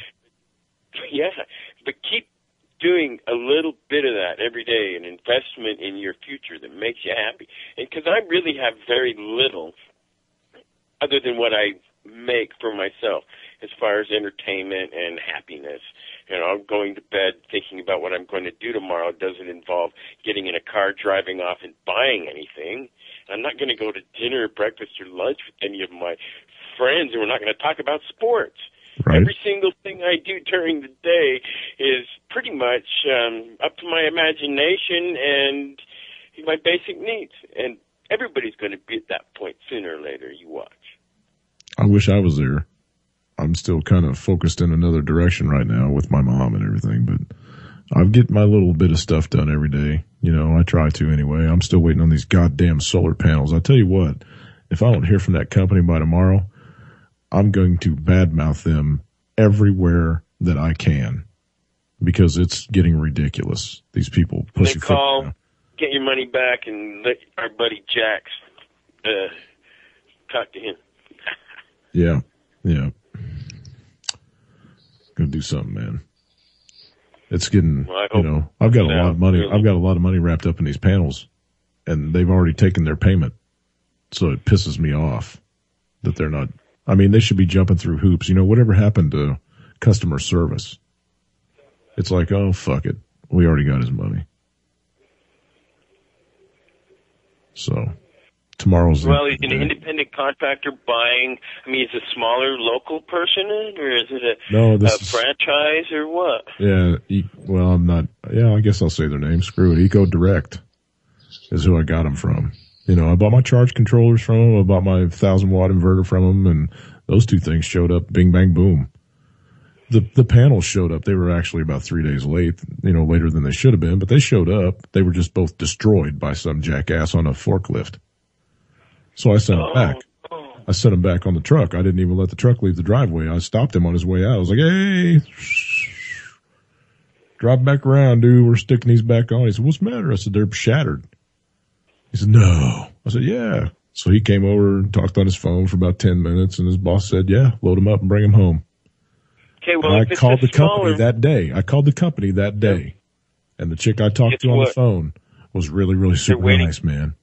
They're waiting for reimbursement from the shipping company. No. See, I found out that they waited until the panels got back to their warehouse, and they were going to try to rebuild them and send me the same fucking panels. Oh. And I said, no. I want new panels. And they said, oh, yeah, no problem. Well, actually, the first chick said, not a problem. They're on their way back. All we got to do is make sure the tracking number lines up, and we'll grab another set and put them on a pallet, and they'll be to you in 5 days. Nah, it didn't happen. So, and counting, huh? Yeah, and counting. Well, it's been 2 weeks now since they left my yard. I've got probably $4,000 worth of shit out in my shed waiting on these panels to get hooked up to them. You know what I mean? So I'm on standby. I got a pole in my yard that I buried in the concrete that I'm mounting the fucking things to. That, you know what I mean? I'm getting a little off with the F words. I'm sorry. It's okay, man, because it's when you get all real. That, well, yeah, I understand that, but I want to great. try to. I'm trying to change this whole thing, though. You know what I mean? I'm trying to change this whole thing. So, and okay, that's well then, more power to you, and I commend you for that effort. Yeah, I just want to, you know, I want to take the show in a different direction. Like you said, you know, I'm getting tired of trying to wake people up. It's kind of like beating your head against a brick wall now. The people that are stupid are going to stay stupid. And they're the ones that Manarino was talking about. The hundreds of millions that are going to eat the fucking dust. Sorry, did it again. But hey, the more a person cuss, the more trustworthy they are. I know. I read that meme all the time too. And I always type in the comments below, fucking A! Fuck yeah! Well, I have this, I can type it and write it, but I can rarely say it because I always think my mom's listening in. Usually my mom is, but she went to bed early tonight, so. But, you know, that's the whole reason that I wanted to change the direction of the show, is because I'm tired of focusing on all the bad shit. You know what I mean? I want to do something different. I'm going to start making videos. I'm going to start letting people know what I'm doing out here, you know, and try to get them motivated to do the same thing. Start taking care of yourself, man. Start providing for your family. Start providing for your future, because the government's not going to do it for you. And they're not going to be there for you. It's coming, people. I know I've been screaming it for you. And I think that a lot of people are, you know, they're turned off to it now. When you start telling, you know, you start talking about the economic collapse, and they're like, oh yeah, whatever, you've been talking about it forever. So. Well, this is why I've decided that the future direction has to be not in looking at it and saying, look, instead say, okay, we already know it's there. I'm going to turn around and I'm going to prepare something else, and I'm going to be fully aware of it there, and I'll check back every once in a while and look over my shoulder. But in the meantime, I'm going to start doing things like maybe learning how to sew. I've wanted to learn how to sew. That's on my list, but right now I'm having some fun learning. If you know how to sew, you can close a wound. If you know how to sew, you can close a wound. Well, I can do that. I want to sew clothes. Well, suture's about the same goddamn thing, dude. You're suturing two pieces of cloth together. I mean, with the sewing machine with nice stretches okay, and make really nice functional things. I want to learn how to do that. I'm sure I can. Do you think the Indians had a sewing machine when they built their clothes, dude? No, but I'm not an Indian. They were functional. Pemmican sucks. They covered their balls, you know what I mean? So they wouldn't drag in the snow. Yes, they did. That's called a throwback, everybody. Boom. Anyway, go ahead. Sorry. Learning how to sew, that's great. I'll teach you how to sew, you teach me how to can. Oh, fair deal, man. I'll have to figure out how to get a damn one of those I'll make you a video of webcam. Yeah. I got to get a webcam. I got to figure out how to get this other. You don't have one on your laptop? In the top? Yeah, but it has this weird software program on it that whenever I turn on it automatically boots this Dell program, and the webcam comes on. And so if I install Skype, there's some kind of thing that takes it over. So I have to constantly remember to go in and turn it off every time I turn on the damn computer. Well, I forget sometimes. So I'm sucks resources too, yeah. It really does. When you turn your webcam on, it really sucks resources off your computer. Yeah. Wow, we're down to the last 15 minutes, man. We managed to ramble through that whole. Well, there's no stories that I haven't all heard before. They're just derivations on previous stories. They're corrupt person does this, cops kill these guys, and like I said, there's this psychic drag of, great, it keeps getting worse and worse and worse and worse, and I don't see it getting any better until it keeps getting worse. So what am I going to do personally? And I'm hoping that that is the route that a lot of people are going. All right, what am I going to do personally? I've already done the yelling and screaming part and trying to wake everybody else up. Now I've got to really get serious about it. Well, eventually you're going to have to protect your life, so prepare for that. Sounds like you got all the rest of the shit covered. I'm trying to do my best with that, but with man, there's a lot of things I have to get. Well, that's true. But hey, look, I heard from a friend of mine today, and it reminded me of a story, or, actually a friend from back in the past. A really, really nice weapon, and I'm going to throw this out to everybody. We're in the last 15 minutes of the show, so this is my going away gift for everybody tonight. Ladies especially, this is something that you could utilize so easily. Go to the store, any kind of farm store, and get yourself a really nice hose, a short one, because you're going to cut it. But anyway, you get this hose and find a way to cap both the ends of it, whether it's with duct tape or some kind of super adhesive and then duct tape or whatever. But anyway, you're going to take this piece of hose and you're going to cut about 3 feet of it out of it. And you're going to fill it with sand or ball bearings or something like that. And you're going to close both ends of it and you're going to leave it in your car. And I'm telling you what, up against a gun, maybe not. But if some shithead wants to come over there and try to rob your car from you as you're walking into the parking lot, or leave it in the front seat when you leave to go into the mall. So all you got to do is grab that bad boy out of there. Because I'm telling you what, yeah, it lays a smack on them. And it'll take them straight off of their feet. If you go for their knees, it'll take them straight off of their feet. So that's my little going away present to everybody. 3 feet of hose and some ball bearings. Close the end of it off. You're good to go. I'm sure there's a good adhesive you could use, and you probably find some nice plugs, just some kind of plastic or rubber plugs that you could put in there and put adhesives in there. Actually, you know what I'm thinking? I think they actually make plumbing caps that'll go in the ends of a garden hose, and instead of cutting the hose off, why don't you go get a washing machine connector hose, because they're about 3 feet, maybe a little longer. A little longer is not going to hurt. They're like $9 right. each. And get a cap for each end of that bad boy and fill that thing up with ball bearings, because those caps are going to be steel, iron, cast iron. Brass. Yeah, brass maybe. So there you go. That's a winner in my book. And you can actually get ones that are steel braided now. That bad boy lasts forever. They're expensive. The steel braided pressure. They have some kind of weird pressure thing in them. I don't like those. They're for apartment uses. Mm-hmm. So if you have a leak if you have a slow leak, if you have a slow pressure leak on it, it just shuts off. Yeah. Yeah, Kubotans. Lady Pitbull just dropped a little video in there. Kubotans are pretty good too you can carry those on your keychain.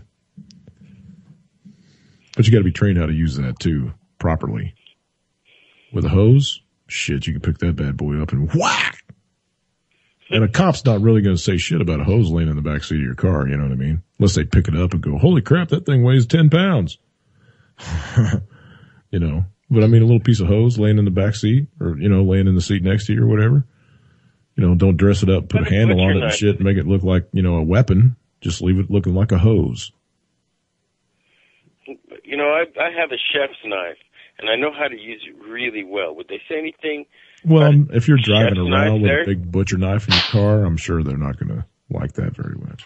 And, people you can't carry bats no more. A cop will gank you for a bat. People used to always carry a ball bat. But you can't do that no more. A cop will get you for that. So. Or one of those spring-loaded scorpion things, those whippy things. That'd be cool. Carry a slingshot. Just carry a wrist rocket with you at all times. Actually, that'd be a great one. for your car. That, you know, the thump. Give me your car. I don't know. I think some of those spring-loaded weapons are illegal. Yes, they are. Most of them are. Assisted opening knives. Yeah. Where'd you go, Lance? Are you taking a nap over there? No, I'm here. All right. Because I'm thinking, you know, that's in lieu of a pistol, I'm sure. Yeah, absolutely. Not everybody can go out and conceal carry. You know what I mean? Right. So, that hose, I'm telling you what, a buddy of mine, because I heard it from Michael actually today, Hammy, talking back and forth in Skype about it, and he brought it up, you know, piece of rubber hose. I was like, oh yeah, a buddy of mine used to carry those. He goes, shit, yeah, dude, those things will knock you the fuck down. And they will. Yeah, but. And look, if you got, you know, like if you got one or two of them laying around the house, they're not that awful bad either, because you can chuck it across the yard at somebody and take them off their feet with it. Like a bolo. You know what I mean? Well, I have a bat at the front door and an axe, a double bit at the back. Oh yeah, that's needs more than that. I hope the hell it doesn't. The double bit's actually a fire device. To me, it's a safety thing. Really, there's a. I like a double bitted axe. We have a wood stove that we use in here, and you know, if you had a fire that was bad, I don't know. It's nice to have a double bit axe. It's really sharp. It goes through anything. I just went out and bought me a new axe today, actually. Not today, yesterday. It's just a true temper, little $40 job. They're good for you, too. They're great exercise. Oh, I've had a peen for a while. I've got a splitter, a log splitter. I've been using it, but I got this stump, and my log splitter doesn't like working on stumps. So I went and got me a thin-bladed axe. I'm going to hack that sumbitch out. Because my dog likes to lay there, so the bush. The wedge and sledge? You got one of those combos? Yeah, that's what the peen is. That's what I call a peen. That's for peening wood in half. So, you take a nice 12-inch log and split her twice, and it's ready to throw in the fire.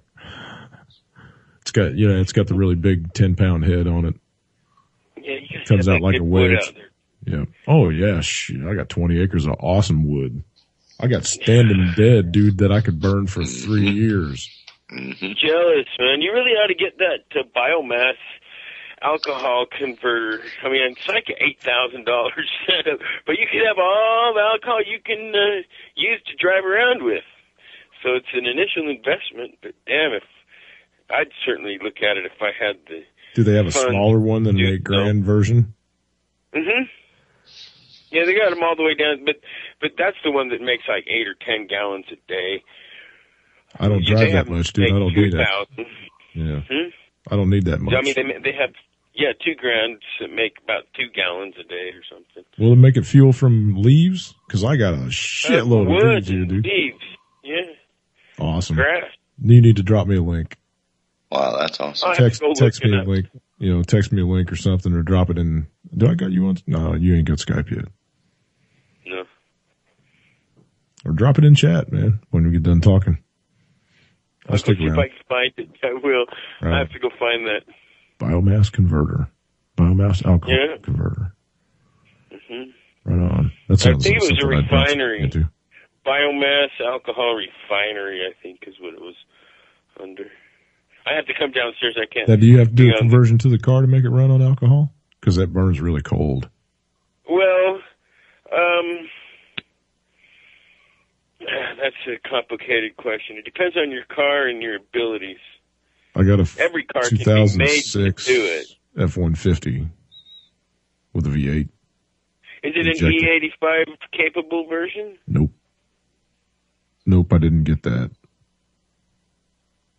I bet it's got a quick converter kit, though, that you can buy from Ford. I'll bet you can get a reflash of your... Oh, yeah, that prom on there. Yeah, I'll bet you could. That's a good thing. I'll bet someone does that. I like having you for a friend.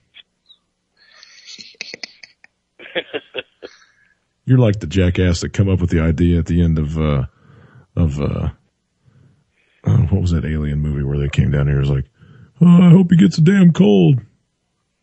Computer virus. That's it. Ding. You're one of those guys. I'm telling you, Lance, I told you this last week too. We need to get this guy tickets for Jeopardy. He could. Yeah, no doubt. I can't do it though. I've done it. I can play everything except the popular culture and the television. I suck at that. Well, Dude. I can't answer those questions. You can bone your that? way through that, man. I mean, let the other jackasses answer those questions. Take the ones that stump them. Let them get up to where they've got 25 grand or whatever, and then stomp their ass. Well, it'd be fun. I'd certainly love to try it. I'm nominating you because I got your real name. I'm nominating you. My mom is smarter than I am on that stuff. She's incredibly intelligent about. I got this disease of reading from her. See, that's she's books had it too, longer man. than I have. I've always loved reading books. I can't. There's a really good meme on Facebook about that too, with a picture of an iceberg.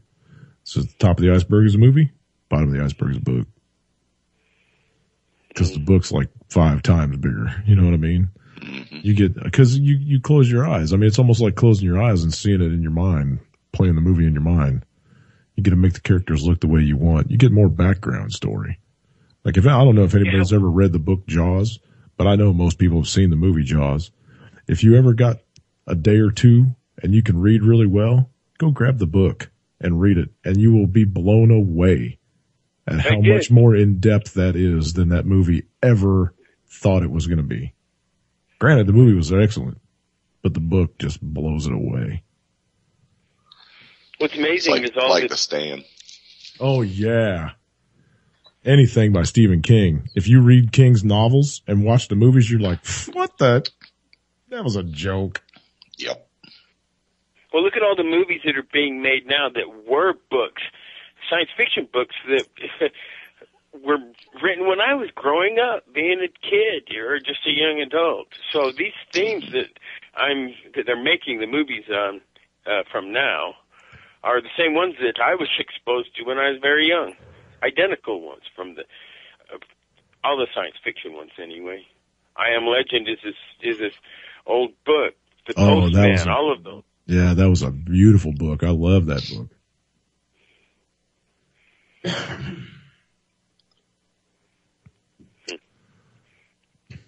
I got to give one movie that I've seen in the last couple of years. It's been a couple of years since I saw it. Was Denzel Washington in the Book of, what was the name of it? The Book of Eli. Book of Eli. That was a very good movie. I haven't found a book. I don't know if that was based on a novel. I didn't really watch the credits or anything like that, but I watched the movie. If that was based on a novel, I'd really like to read that novel because that was a very good movie. I don't like Denzel Washington, but that was a very good movie. We're down to the last couple of minutes. What do you guys want to leave everybody with? Mike, we'll let you go. Oh, man. It's time to get your early kales and cabbages and cold vegetables in. Go get them in there. Do you know how to grow pot? That's everybody but me. I mean, you guys. Go put that stuff out there right now. If you're south of the Mason-Dixon, I'd start looking at getting your collards. Dude, it's supposed to be 20 degrees here tomorrow. But then it's supposed to be 60 by Saturday. Yeah, well, they can handle freezing is the reason. And then they'll pop as soon as they can, and then they're very cold tolerant, so you'll have early crop. Cool. It won't hurt them to do it early. You don't have to do it now, but talked all the Peace way and out. love. Thanks, Mike, for calling in. I appreciate it. Thanks, Lance. You are my brother. Even though you're Peace asleep and love. and wear Crocs. Peace, love, yeah. All right, people. We'll see you on Friday. TV. Peace.